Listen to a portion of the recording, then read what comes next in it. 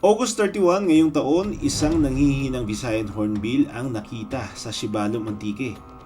Dahil may sugat sa tuka, ginamot ng mga lokal na residente ang ibon. Kinabukasan, namatay din ito. Ang ginawang necropsy ng National Museum sa Iloilo, namatay ang ibon dahil sa hematoma on the abdominal area. Ibig sabihin, may pamumuo ng dugo malapit sa kanyang tiyan. Ang mga Visayan hornbill o tariktik ay critically endangered na. Ibig sabihin, malapit nang maubos ang bilang nila sa wild. Madalas kasi silang hinuhuli para ibenta sa black market.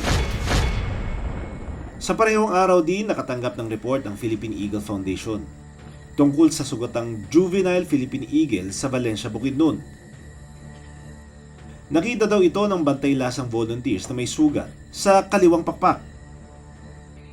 Dahil nabubulok na, nagdesisyon ang Philippine Eagle Foundation na i-amputate o putulin ang pakpak para hindi na kumalat ang impeksyon. Wala naman daw nakitang tama ng bala sa katawan ng agila. Posible daw na nahulog ang batang agila habang nag-aaral lumipad. Dahilan para mabali ang pakpak nito.